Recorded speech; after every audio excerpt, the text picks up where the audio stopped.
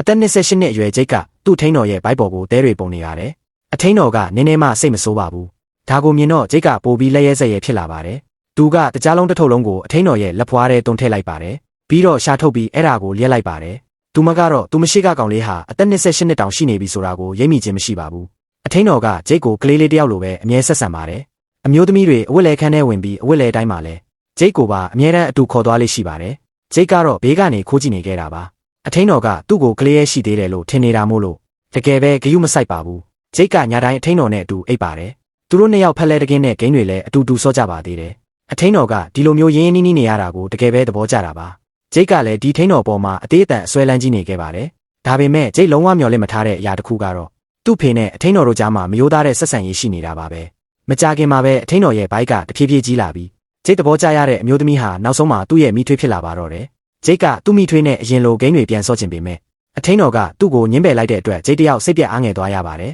။ဒါနဲ့သူကအဲ့ဒီအကြောင်းကိုသူ့မေကိုပြောပြဖို့ပြင်ဆင်ပါတော့တယ်။တရက်မှာတော့ဂျိတ်ဟာသူ့မေကိုယ်တိုင်သူ့ဖေပေါ်ဖောက်ပြန်နေတာကိုလူမိသွားပါတယ်။ဂျိတ်စိတ်ပေါက်ကွဲပြီးဖန်ခွက်ကိုရိုက်ခွဲလိုက်ပါတယ်။အထိန်းတော်ရဲ့ဘိုက်ကတဖြည်းဖြည်းပိုကြီးလာတာကိုကြည့်ရင်ဂျိတ်ကအနားမှာရှိတဲ့ကက်ကြေးကိုလန့်ကင်လိုက်ပါတော့တယ်